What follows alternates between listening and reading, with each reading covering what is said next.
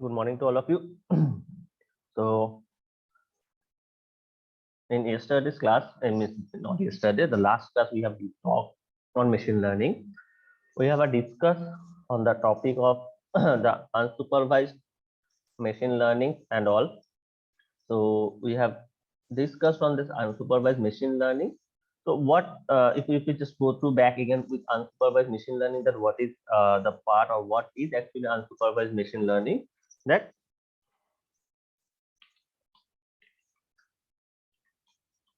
it is the process where the model or the system or the process need to learn itself. There is no one to guide us. So it is a type of machine learning in which the models are trained using some unlabeled data set without any supervision, without any kind of supervision, right? Now, this unsupervised machine learning, the model, there is no type of training data set, right? No type of training data set. So what happened when we have a data set? There is only one kind of data set that can be the train, that can be the test. Okay, means there is nothing separated like train and test. It's just a data set on which we need to work on. Only a data set on which we need to work on, right? So this data set have to train the model itself, and the model needs to find the patterns and what are the insights features from the given data. The model needs to find out itself. So the model here needs to find out itself. So what we can say in unsupervised machine learning, that uh, no first of all, no guide or no supervisor. Second one, we can say only one type of data set. Okay, no trains on train data set separately. See, the model need to find the patterns and also the features of the data set, also the feature of the data set for the purpose, right? So this is for this unsupervised machine learning. So this is a part, if we compare to the human brain. So this human brain is a combination of supervised and unsupervised learning. So those are the tasks that a human learn from itself. That is called as unsupervised machine learning. So it is a type of machine learning where the models using any unlabeled data set are allowed to act on without any type of supervision. So in this continuation, we have discussed, start the discussion from there. Now, as an example, this is a part in this unsupervised machine learning. There is a part that we call clustering, right? Clustering means to make a cluster from the given data set to find out some process, find out some patterns, find out some features that are similar in respect to the data, and then we are need to trying to separate the data as the form or in the form of classification, right? So one of dogs and cats we can say about. So dogs and cats means, so a raw data where a mixture of dogs and cats will be there. So this is, we can say, as input raw data, where this combination of dogs and cats, the data of the data combination of dogs and cats should be there, and that combination, that combined data from the combined data set using any type of algorithm, unsupervised machine algorithm, obviously we are trying to find out the pattern, the feature, and then we are trying to classify the data into that dogs and cats, whether it is dog or whether it is cat, right? This is just a given normal example. So if there is a supervised learning process, so why we need unsupervised machine learning? Why it is needed? It is needed that all the things, not all the time, all the things can be supervised, right? If we take an example of our own life from the childhood to the age we up to now. So there are in the childhood some of the things we have learned by seeing others and some of the things we have learned with the help of others. But when we are growing up, there are many more things that we learn ourselves. So in the process, with the process of neural network or artificial machine learning, intelligence learning, whatever it is, some part needs to be learned by itself, right? So that it can have more experiences. The model is can gather more experience and give us a better output working on the data. Not all the time. That's what is supervised. What we have learned through the supervised is correct all the time or is totally giving a good output at a time. So after having a supervised process, maybe we are trying to apply our own unsupervised process also to make the result or output better, right? So unsupervised machine learning helping us for the categorize or the classification, this type of process. Okay, so we do not have also some input data with some corresponding output to solve, right? So we don't always have the data, or always we cannot have some data that is this is the input, for that this will be the output. Okay, somewhere we need to calculate the output by ourselves or calculate the things from our own end. So that's where the unsupervised machine learning comes into the scenario. So in this unsupervised machine learning process, if we draw a simple diagram in the process of this unsupervised machine learning, so what is the process? First of all, there is a thing called input raw data. Fine. Input raw data. After that,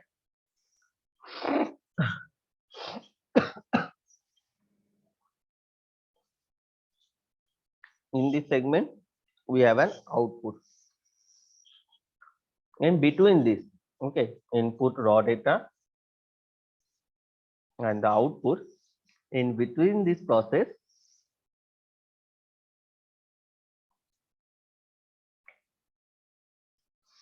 we have a algorithm. Fine.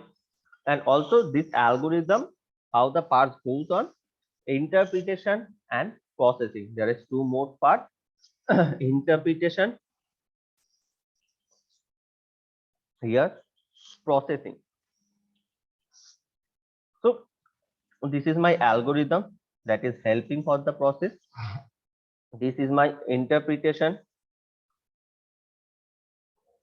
This is my processing, right? So these are the process from the part. First of all, the input raw data, then it is going to be processed. The input data is having a processing part actually. This input raw data here, it is getting processed. Then the algorithm is there. Then again the data will be processed and then it will be going for the output. So this is a basic simple diagram of an unsupervised machine learning, a simple diagram, some input data, then the interpretation, some type of unsupervised algorithm is working there, then the processing have done, and then the output at the end, right? So the data here, what is the input raw data we are taking?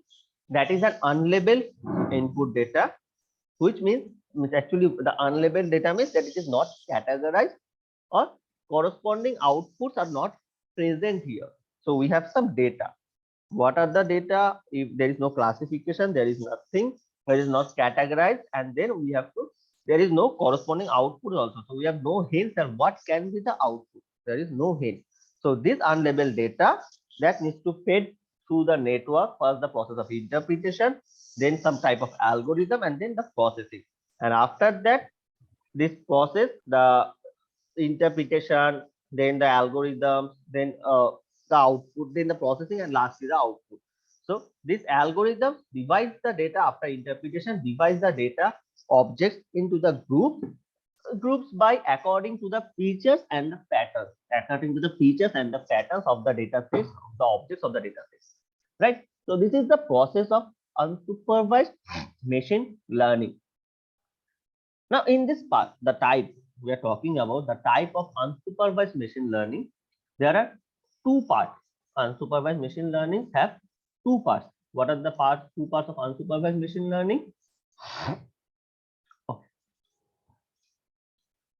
First one, that we have already talked, that is a clustering, and second one is known as association. First one is clustering, second one is known as association.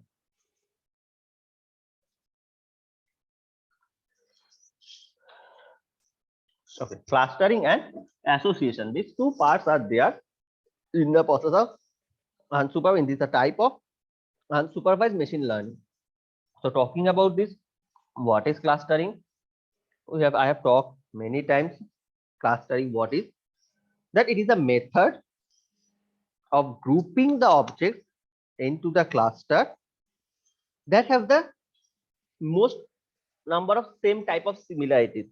So the similarities of number of data have same type of similarities, not like that 10 out of 10 similarities are matching with each other, but out of 10 there is 9 similarities are matching with each other, so we can consider that these are almost same type of data. So clustering is a method of grouping the objects into the cluster such that objects with most similarities remain same into the group. So the number of data that have the more number of similarities with each other will be put in a particular group, and similar to other type of data those are having. So maybe in a pool of data sets, suppose n number of data sets are there, and objects, actually in a data set n number of objects are there, and we have found there can be 3 or 4 after the output session. After first targeting the output, getting output, we can find out that there will be 3 or 4 clusters for those n number of objects of the data set. Means there are 4 type of data that are having similarities or similar type of features within each other. So this cluster analysis finds how the process is done, that the cluster analysis finds the common features between the data objects and categorize them as per the scenario. So we can talk about the clustering, that what is that clustering? Analyzing the features of the data set, feature of the object, that will be better, of the data set, and make them into groups. So this is what clustering is. This is what clustering is. And the example of clustering, the best example we can give for the clustering, that is the dogs and cats. The example of dog and cat is the best example for clustering. Right. Now the second one, that is the association. What is the part of this association? Association is saying it is a rule, actually. This association is a rule that is saying that it is used for finding the relationship between the variables in the large database. The association rule is an unsupervised machine learning process which is used for finding the relationships between the variables in large number of database. Between the large database, an association rule which is used for finding the relationship between variables in large database. So it determines, the thing is that it determines the set of items that occurs together in the data set. So you can say the process of association, that it determines the set of items. It determines the set of items that occurs together in the data set, that occurs together in the data set. Right. So this is a part, or this is the process of association. So there are many data sets or objects in the data sets are present. So if any occurrence is happening together in the data set, the association is making or makes some strategy for which is much effective.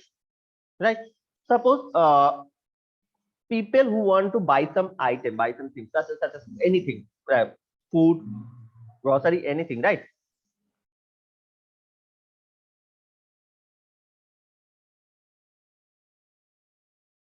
So that happens. Suppose you have gone to a market and you are trying to buy some bread. So you have gone to giving a practical example. So you have gone to the Akash Dukan of outside of the college, and you have gone for a tea to drink a tea, right? You are going to drink a tea. So when you are trying to drink a tea, what the machine learning, the algorithm have seen that the trend is, if any person is trying to drink a tea actually, at the same time they are going for to have some biscuits, have some chips, this type of thing. So means two occurrences are happening at the same time. The person is going for tea, drinking for tea, and also that person is at the same time trying to buy some biscuits or trying to have some snacks for with the tea. So these are the occurrence association. Means two things are associated with each other. So this is called the process of association, right? So this is a typical example. The more given typical example, we can say that is a marketing business analysis. What happened when you have seen, you people have seen it actually, but you don't have realized that how the process goes on. The process goes through this association, and what the example is, the real life example, we are trying to find out something through Amazon, Flipkart, or any online purchasing app. When we are looking for something, we are trying to check that product. In the next part, there are some suggestions. People who buy these also look for this, also try to buy this. Means this is an association that out of 100, suppose you have gone for a phone, right? So out of 100 people who have gone, who have tried to buy that phone, out of 100, 80 people have tried to buy some phone cover with it. So this is a trend that has seen. This is an association. So that is suggesting to me also that this thing most of the people have buy with it. So you should also try. So this is a part of the association, that what is the trend going on, what the same occurrence are happening at the same time. For that, at a particular instant, if how much occurrence or what are the occurrence happening at the same time. This is the rule for association, right? So up to that part, any doubts? Up to this particular part, any doubt? No, sir. Okay. Now, moving to the next part, that is unsupervised learning algorithm. So we have learned, or we have discussed about the process of clustering, association, how the things can be good. Now we are going to see that unsupervised learning algo. What are the unsupervised learning algo present in our machine learning? There are many number of algorithms are there. Okay, but the most popular, or that is much most helpful actually, that algorithms are, first one is k-means clustering algorithm. I'm writing the name of one by one. K means clustering, right? Second one, knn, or k nearest neighbor, that is known as knn. K nearest neighbors. Third one, that is hierarchical clustering. Hierarchical clustering.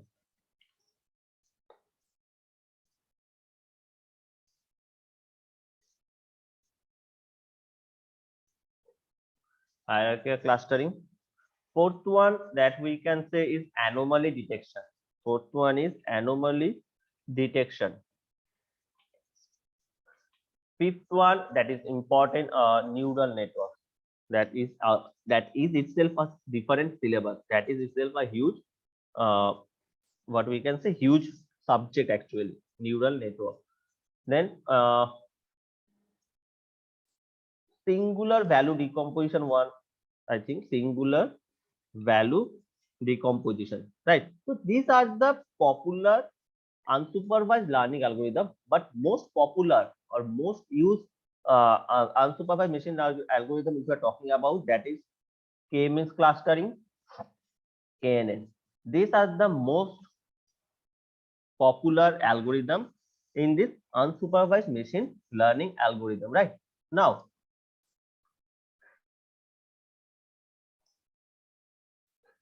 we are going to learn what is the advantage and what is the disadvantage of unsupervised machine learning, or we can have a brief idea about this differentiation between supervised and unsupervised machine learning, right? So we think before going for the advantage and disadvantage, if we differentiate the process, if we differentiate between the supervised and unsupervised machine learning algorithm, we can understand the thing better, right? So I am going to write one by one what is the process. First, let me delete this.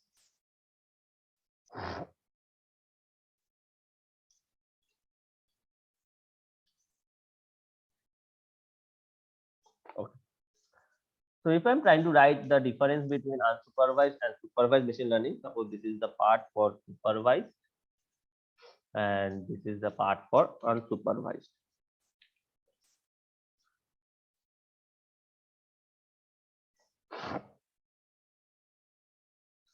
So what are the difference actually? Can anyone tell me what are the difference? Basic differences, what you can tell me the basic differences. Tell me what are the basic difference of supervised and unsupervised?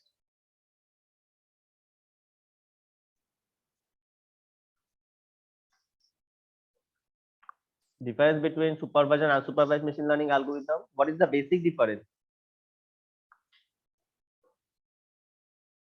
Anyone? In supervised learning, there is a teacher to guide, but in unsupervised, there is no teacher. Okay, means we have a labeled data and unlabeled data, we can say, right? So in supervised learning, we have a labeled data set, right? Whereas in unsupervised learning, we can say we don't have labeled data set, whereas we have an unlabeled data set. So first is the basic difference, labeled data set and unlabeled data set. Next, this supervised learning model have a system of direct feedback to check what if it is predicting correct, it is correct or not. Means why, how we can do that? Yes, there is a supervised method and we have a predefined output concept, predefined scenario of output that it can be the output. So there a direct feedback system, direct feedback mechanism to check whether output is correct or not, right? There are direct feedback mechanism system. And in the case of this unsupervised machine learning, we don't have any kind of feedback. So it does not take any feedback, right? Third one, we can say that through the supervised learning, we actually predict some output. Supervised learning, we actually predict the output. Whereas through the process of unsupervised learning, what we do, we actually trying to find out the hidden patterns and the features of the data sets, right? This is the third one we can talk about. Fourth one, we can say that supervised learning are used for the classification and regression problem. Supervised learning is used for classification and regression problem. And what is unsupervised used for? I have just said, tell me, unsupervised is used for what problems or for what type of work? Unsupervised machine learning.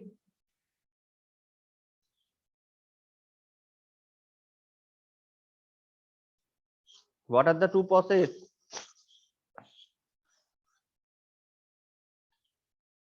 Clustering and, tell me, I have write one already. What is the another?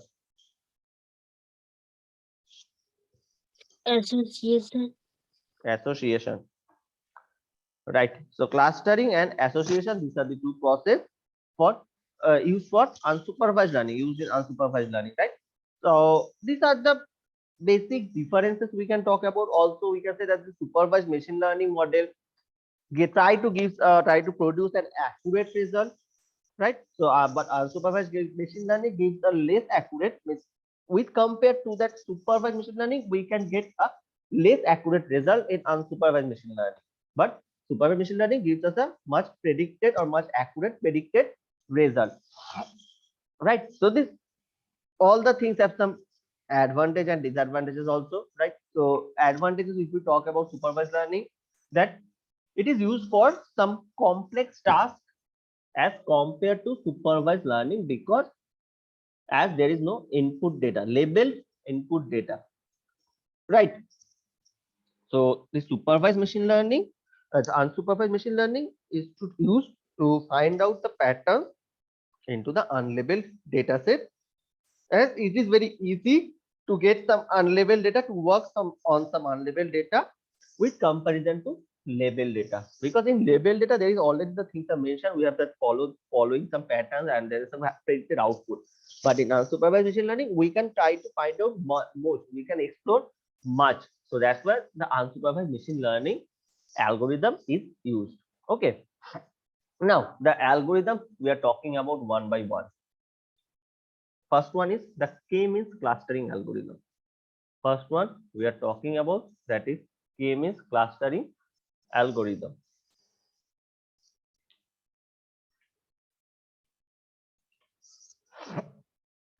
So k-means clustering algorithm, what it is saying, that it allows to group the data according to the existing similarities that are having a k cluster. Means whatever we are trying to draw, we are trying to make, actually we are trying to find a pattern, something like this type of data set, something like this. So a k type of data cluster or k type of formation, making a k type of clusters that we use, or it is allowed to group the data according to the existing similarities among them in the k clusters, right?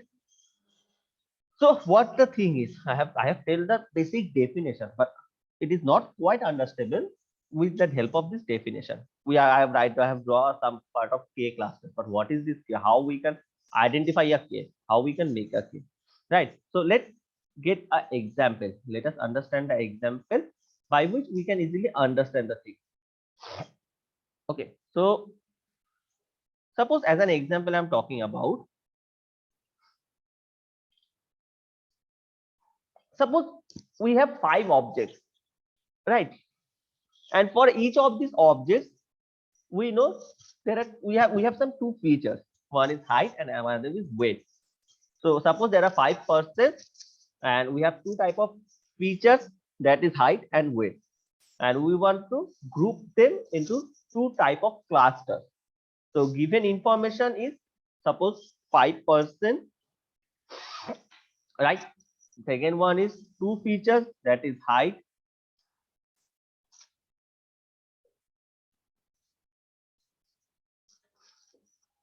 weight.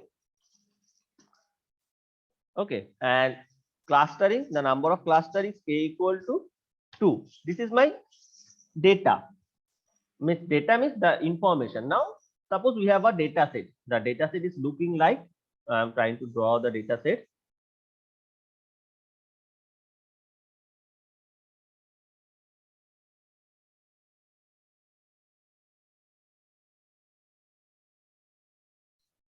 Okay, suppose here is my person 1, then 2, then 3, then 4, then 5. Suppose there are 5 persons, right? Height of the persons and for height and weight for the person 1, that is given. First let me write the height. Suppose 167. Second one is suppose 120. Next suppose 113. Then next suppose 175, and lastly suppose 108. Okay, similarly I'm trying to write the weight. Suppose for the first 55, second one is 32, third one is 33, fourth one is 76, and last one is considered as 25. So these are my height and weight. This is the data set, right? Now, what happened? First, what we need to do, we need to calculate the value or trying to find the centroid, means the midpoint value for the cluster, right? So there are 5%, right? So person 3 is the midpoint we can consider. But what happened that suppose we are trying to choose person 2 and person 3, right? So what happened? There are two values for person 2, that is 120 and 32, that is height and weight, and similar for person 3, that is 113 and 33, that is height and weight, right? Now we are trying to compute the distance. Compute the distance from each of the points.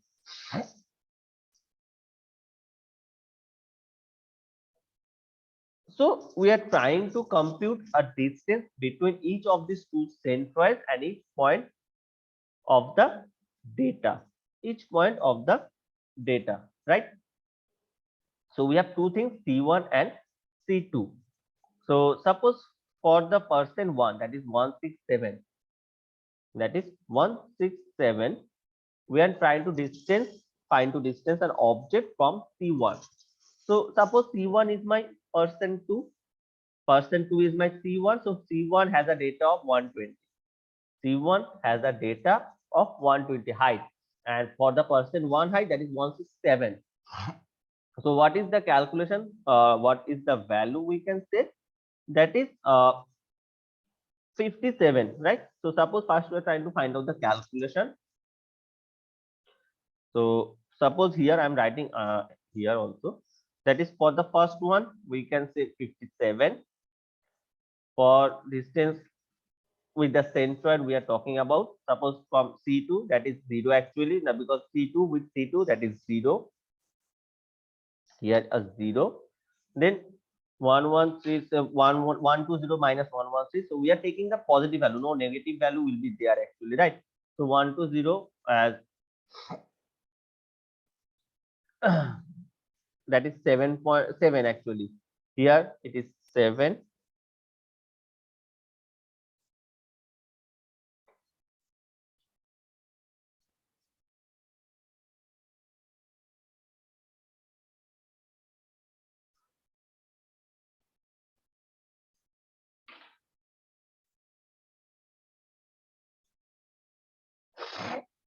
Next one is suppose 5 and 2.5. Next one is here 55, and lastly suppose it is 12. Okay, fine. And similar for here, if I'm trying to calculate the value of this again with the help of this C2, distance of object from C2 actually. Okay, just a minute.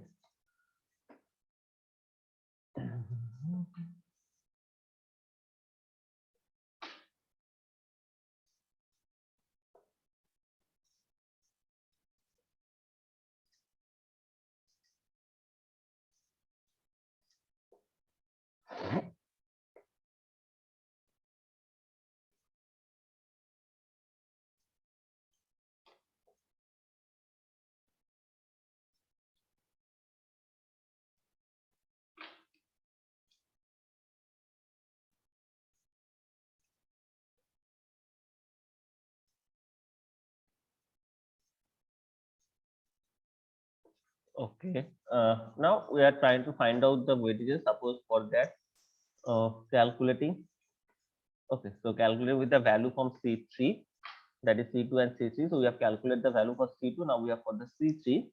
Suppose 352, and suppose it is 22, then it is 1, then it is 0, then it is we can say 43, and then it is we can say 8.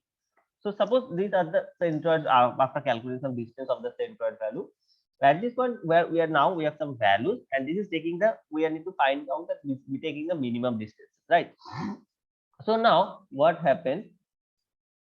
Making some clusters. Okay, for the person 1, person 2, to make some clusters we are talking. So we are assigning this cluster as per the part or as per the scenarios. So maybe person 1 have some features, person 2 have some features, person 3, 4, 5 have some features. Now the features after existing or after some calculation, we can find out a clustering. We can have some find out value that we can say yes, this is the value. So calculating the points into a particular graph and draw it. We are trying to point it in a particular graph and trying to draw it, and then we are trying to apply the k-means algorithm. Okay, so the process that there is a lengthy, and if I start now the process, then it will not end by the time today because the time is not much left. Okay, so what I will do that I will stop here for the day now. Up to this particular part, we have the calculation, we have done the things up to this particular part, because they are now, we right now what I have to do, I need to put that in a graph, then the things that need to be plot, and then we are trying to find or trying to make a this k means whenever the shape we are trying to get a k, we are trying to find out the k. Okay, the thing is that the k is not like that. The data or the k shape will be made by the data point. Suppose here are data. So this is a similar shape for the k. This is looking like a k shape. Okay, so this how we can find out the k shape. Suppose here is a data and it is looks like here. So this we can consider as k. So we are trying to find out the pattern that is similar to k, that is looks like to k, right? So this is how the graph, after plotting the graph, the k pattern need to found, the k algorithm pattern need to be found, and then we can have the value, we can have the separate clustering of the data. So I will show the process and data things will in tomorrow's class, in the next classes. Okay, so for that now up to this particular part we are going to stop our discussion for today, and then we are going to continue from here in our next class. Okay, so up to this particular part, this example I'm going to continue in next class, and we can end, we'll continue the discussion and we'll end the discussion in the next class, because the process that will take time to draw all the things. Okay, so as I don't have time for now, as the time is going to end, so I would like you all to write your names in the chat box for attendance purpose, right? So this machine learning algorithm and the calculations are looking, the theory that is much easy, that calculation is much difficult to continue, right? So I need to show you the step by step, the tech that is taking time. It is not like in the normal calculation, so putting the values in the graph, so that's why it will take time. So we will continue in the next class. Okay, so I hope all of you have written your names in the chat box for the attendance purpose, and thank you all for joining into the session. Stay safe, take care.